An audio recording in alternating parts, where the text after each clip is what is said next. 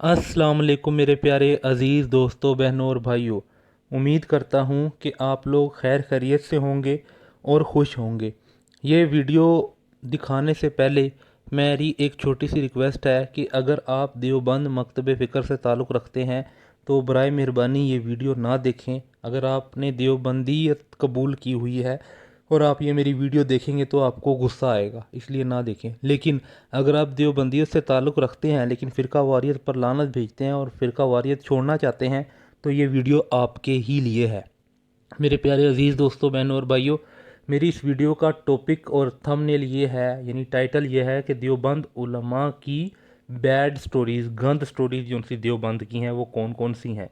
और ये जो मैंने लिखा है ना कि मौलवी दुल्हन बनकर आ गया, इसके पीछे क्या कहानी है ये मैं आप लोगों को सुनाऊंगा मेरे प्यारे अज़ीज़ दोस्तों, बहनों और भाइयों। और मैं ये सुनाऊंगा भी इंजीनियर मोहम्मद अली मिर्ज़ा साहब की ज़ुबानी, क्योंकि हमें अगर मिसाल के तौर पे पंखा ठीक कराना होता है ना तो हम पंखा ठीक करवाने वाले एक्सपर्ट को लेके आते हैं। तो इंजीनियर मोहम्मद अली मिर्ज़ा साहब फ़िरका वारियत का मुंह तोड़ जवाब देने में एक्सपर्ट है, फ़िरका वारियत को डिलीट करने में एक्सपर्ट है। इसलिए मैं इंजीनियर मोहम्मद अली मिर्ज़ा साहब की ज़ुबानी ये पूरी की पूरी जो उनकी स्टोरीज़ हैं ये सुनाऊँगा। और ये स्टोरीज़ सुनने के बाद जो देवबंद है ना वो अपनी देवबंदियत छोड़ के सिर्फ़ और सिर्फ मुसलमान बन जाएंगे और फ़िरका वारियत छोड़ देंगे। मैं छोटा सा ओवरव्यू दे दूं पहले इस वीडियो का, फिर मैं आप लोगों को इंजीनियर मोहम्मद अली मिर्ज़ा साहब की ज़ुबानी सुनाऊंगा।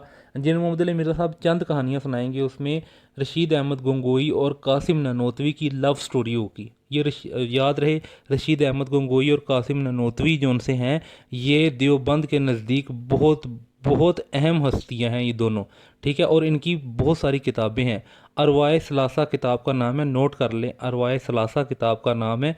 उसके अंदर से इंजीनियर मोहम्मद अली मिर्ज़ा साहब कहानियाँ सुनाएंगे, रशीद अहमद गंगोई की और कासिम ननोतवी की कहानियाँ, और बताएंगे कि कब्रों से फैज़ लेना और सीनों से फैज़ लेने को देवबंदी जो उनसे हैं वो किस तरीके से जायज़ समझते हैं और कैसे उसे डिफेंड करते हैं।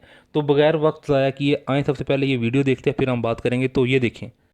पांचवी बात, उसमें अकीदा उन्होंने लिखा है कि हम बुजुर्गों की कब्रों और सीनों से फैज लेने के कायल हैं।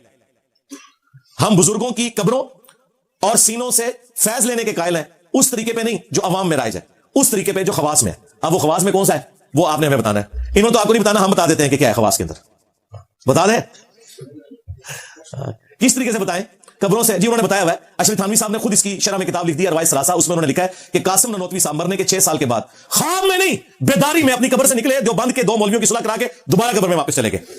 और जिस मौलवी के पास आए थे सख्त सर्दियों के अंदर भी लिहाज के अंदर उसका पसीना छूट गया, ज़ाहिर मुर्दा निकल के आ जाए तो ज़ाहिर बड़े बड़े बुजुर्गान दीन का पसीना निकल जाएगा। तो ये कब्र से जायज तरीके से यूं फैज मिलता है। हां बरेलवी करें तो उलमाए सू तो अड्डे करन फिर सू नहीं होएगा, और मैं दसना तो फिर सू कर देने। और सीनों से फैज वो भी उन्होंने बताया। हां उसी रवायत सलासा में लिखा है कि मदरसा देवबंद के जो बानी थे कासिम ननोतवी, उनको रशीद अहमद गंगोई ने अवामी इज्तिमा के अंदर अपने साथ चरपाई पे लिटाया आशिके सादिक की तरह, ये उसमें लिखा था। और फिर उनके ये सीने के बटन खोल के सीने पे हाथ फेरा, जो आप समझ रहे हैं वही कुछ हो रहा था। हाँ क्योंकि कासिम ननोतवी साहब ने यही समझा, उनका मियां लोग क्या कहेंगे, यानी आप ये जो हरकतें कर रहे हैं लोग क्या सोचेंगे, आप ये क्या कर रहे हैं। ये मुफ्ती अब्दुल अजीज की वीडियो तो अभी निकली है ना, बाकी लोगों की, ये पुरानों की मैं बता रहा हूं। उस जमाने में कैमरा होता तो वीडियो भी आपको दिखा देता। हाँ सारे जलसों की वीडियोस बनाते हैं ना, तो ये पब्लिकली हुआ, कमरे में नहीं हुआ। और देखे नकल कौन कर रहा है, अशरफ थानवी साहब अपनी मंडी ठोके थे। और किताब का नाम है हकायत औलिया अरवाह सलासा, औलिया अल्लाह की ये करामात और हकायतें लिख रहे हैं। तो कह रहे मियां लोग क्या कहेंगे, तो आगे से गंगोई साहब को फिर भी हया नहीं, उन्होंने कहा भाई कहने दो लोगों को, जो भी कहे हमने ऐसे ही करते रहना। और इसकी अगली किस भी है, हाँ तज़किरतुर रशीद, रशीद अहमद गंगोई साहब के हालात वाकयात जमा किए हैं उनके खलीफा ने। उसमें वो लिखते हैं कि रशीद अहमद गंगोई साहब कहते हैं कि एक रात मैंने ख्वाब में देखा कि कासिम मियां, वही कासिम ननोतवी साहब जिनको उन्होंने बिस्तर पे लिटाया था ना अपने साथ, और वो चीखे मारे थे मियां मियां कर रहे थे, वो ख्वाब में भी उनका पीछा नहीं छोड़ते थे। जाहिर आप दिन को जो कुछ सोचेंगे वही कुछ ख्वाब में आएगा। वो कहते हैं मैंने देखा कासिम मियां दुल्हन की शक्ल में मेरे ख्वाब में आए हैं। और फिर आगे भी जो है ना, हाँ वो भी उन्होंने उसमें जिक्र किया, हाँ वो हम कैमरे में दिखा देंगे। और फिर उसकी ताबीर उन्होंने की कि इससे मुराद ये कि वो मेरे शागिर्दों को आगे लेके चलेंगे, यानी ये रूहानियत के लिए। ये नहीं उन्होंने कहा कि मैंने अपनी दुल्हन को कासिम की शक्ल में देखा, नहीं, वो कहते हैं कासिम ननोतवी दुल्हन की शक्ल में मेरे ख्वाब में आई और फिर वो नफा भी हमें एक दूसरे से पहुंचा, ये सारा कुछ लिखा हुआ है उसमें। تو میں نے کہا اگر کسی کو یہ نہ پتا چلے کہ بزرگوں کی قبروں اور سینوں سے فیض کیا ہے تو میں خود ہی آپ کو اس کی تشریح کر دوں. ابھی قرآن و سنت کی روشنی میں اس کا پوسٹ مارٹم چھوڑ رہا ہوں. جو میں نے کہا میں چھوڑ دوں گا وہ میں قرآن و سنت کی روشنی میں جو پوسٹ مارٹم ہے وہ چھوڑ رہا ہوں. فی الوقت یہ کہیں سے بھاگے نہ، میں آپ کو وہ ساتھ بتا رہا ہوں. اور آخری والا بھی، اشرف تھانوی صاحب نے کسی کم سے لڑکی سے شادی کرنی تھی تو اپنے مرید کے ذریعے ایک جھوٹا خواب، ظاہر میں تو اسے جھوٹا خواب شیطانی خواب ہی سمجھتا ہوں، گھڑوایا. اور دیکھیں بیوقوف کتنے اپنے رسالوں میں چھاپتے رہے، عالم داد رسالے میں یہ تھانوی رسولہ بھی خود چھاپا ہے. یہ نہ سمجھے کہ میں نے کو گن پوائنٹ پہ کہ میں تھوڑی بےزتی کرنی ہے تو تسی چھاپو. بھائی میں نے تو والد صاحب کی بھی پیدائش سے پہلے کا یہ رسالہ چھپتا ہے، 100 سال ہو چکے ہیں. تو اس رسالے میں انہوں نے ایک تو یہ واقعہ لکھا، اور ایک اور رسالے میں عالم داد میں انہوں نے لکھا کہ ایک مرید نے خواب دیکھا ہے کہ حضرت عائشہ جو ہے سلام اللہ علیہا وہ تھانوی صاحب کے گھر آئی ہیں. تو تھانوی صاحب پتہ ہے کہتے ہیں اس کی تعبیر میں نے یہ کی کہ کوئی کم سن لڑکی میرے ہاتھ لگے گی. دیکھ رہا ماں کو ہے، اور چونکہ اور پھر وہ اس کی تعبیر کرتے ہیں کہ چونکہ نبی الاسلام کی جب شادی ہوئی تھی سیدہ عائشہ کے ساتھ تو وہ کم عمر تھیں، تو حضرت عائشہ کا میرے گھر آنا اس کا مطلب یہ ہے کہ میرے عقد میں بھی کوئی کم سن لڑکی آئے گی. یہ یعنی یہ جو آج کے صرف مفتی نہیں ہے جو مطلب مریدنیوں سے یا شاگردنیوں سے شادیاں کرتے ہیں، پرانے میں یہی کچھ سمجھے. اور تختہ مشق کس کو؟ اما عائشہ کو سلام اللہ علیہا. اور باتیں ہمیں کرتے ہیں. کیا یہ گستاخی نہیں ہے؟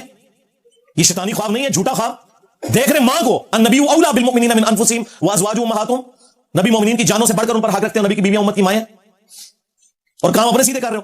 تو دیکھو پھر اللہ نے کتنی بڑی بلا تمہارے اوپر چھوڑ دی ہے. ہاں میں نبی سا ہے ہی کوئی نہیں، تیرے بابے تھے شاید کوئی نہیں.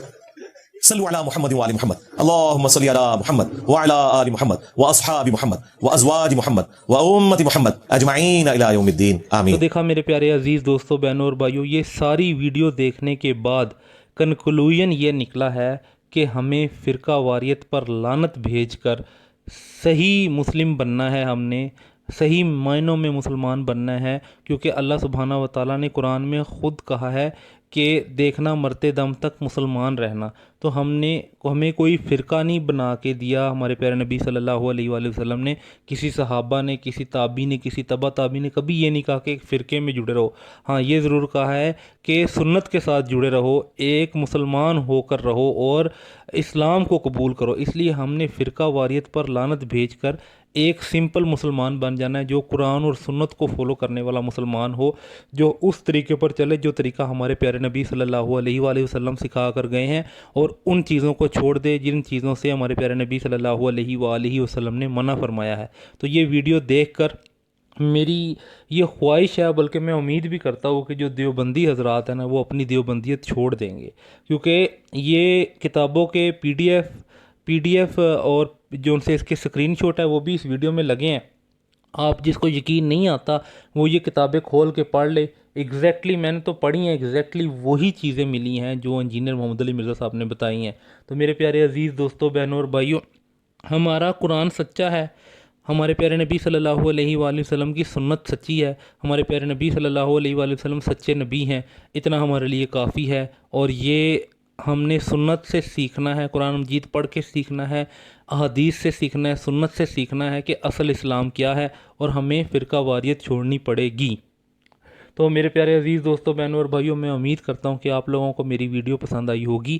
اگر پسند آئی ہے تو کمنٹ میں صرف یہ بتا دیں کہ میں اس طرح کی مزید ویڈیوز بناؤں یا نہ بناؤں، کیونکہ میں آپ کے کمنٹس کا بہت شدت سے ویٹ کرتا رہتا ہوں تاکہ مجھے پتہ لگے کہ میری ویڈیوز آپ تک صحیح طریقے سے پہنچ رہی ہیں، آپ کو میرا پیغام سمجھ آ رہا ہے. جس مشن پہ میں لگا ہوا ہوں، یعنی توحید والے مشن پر اور فرقہ واریت سے چھٹکارا دلوانے والے مشن پر، کیا وہ مشن پورا ہو رہا ہے؟